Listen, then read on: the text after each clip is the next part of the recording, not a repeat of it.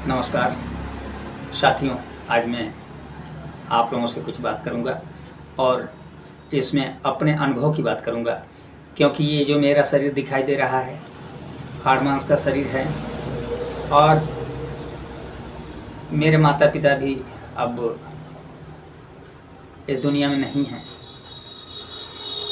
लेकिन मुझे नहीं लगता कि मेरे माता पिता मुझसे अलग हुए हैं, क्योंकि माँ से मांस और पिता के अंश से हड्डी का निर्माण हुआ है और दोनों के सहयोग से मैं खड़ा हूँ। मैं जो बातें कर रहा हूँ आप लोगों से, मुझे ऐसा लगता ही नहीं कि मेरे मम्मी और पापा, मेरे माता पिता हमसे कभी अलग होंगे। जब तक मैं हूँ मेरे माता पिता मुझसे अलग नहीं हो सकते। ये मेरा अनुभव मैं आप लोगों को शेयर हो सकता है आप लोग भी इसका अनुभव करें।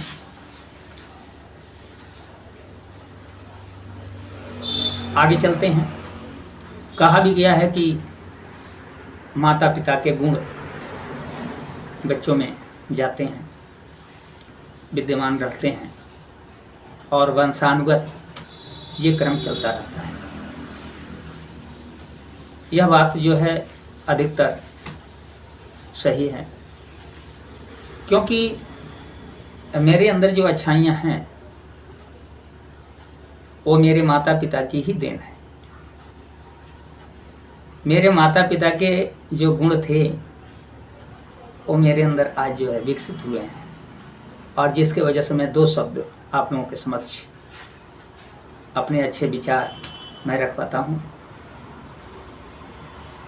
आप भी इसका अनुभव कर सकते हैं। कभी कभी ऐसा होता है, मैं कभी कभी बड़ा लोगों के बोली व्यवहार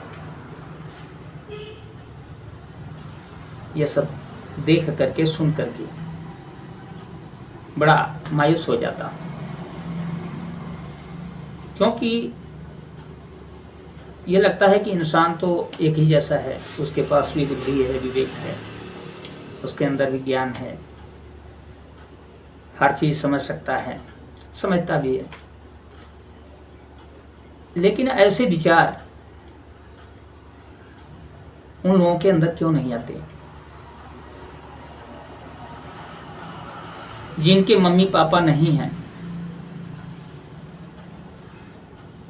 उनकी बात मैं नहीं करता, लेकिन जिनके मम्मी पापा अभी उनके पास हैं, उनके सामने हैं, और मैं देखता हूं कि कुछ बच्चे अपने मम्मी पापा के इस सहयोग को, जिनके सहयोग से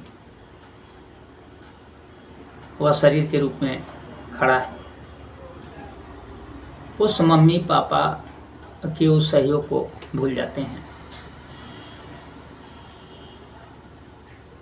अपने मम्मी पापा को भी भला बुरा कहते हैं, थोड़ा भी दर्द नहीं होता। मेरे साथियों, मेरे प्यारे बच्चों, अगर मेरी बात 1% भी आपको आपके दिल तक पहुंच रही हो तो इन बातों पर आप गौर जरूर करिएगा, क्योंकि माँ बाप ने जितना दर्द सह करके और आपको बड़ा किया है, संसार में कोई ऐसा नहीं हो सकता, कोई नहीं हो सकता, दूसरा कोई हो ही नहीं सकता।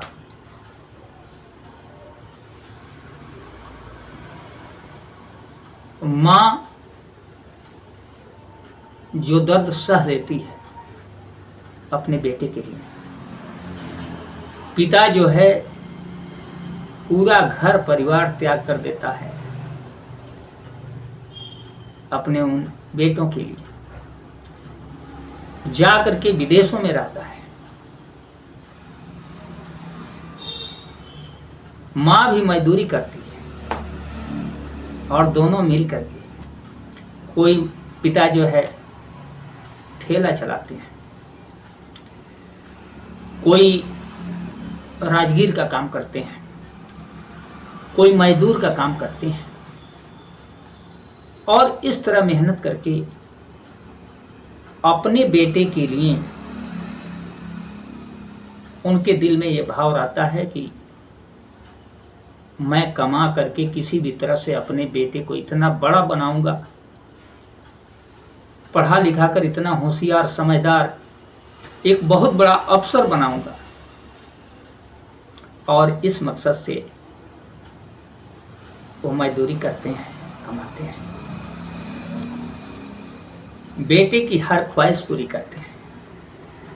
माँ जो है बेटे का कितना ख्याल करती है,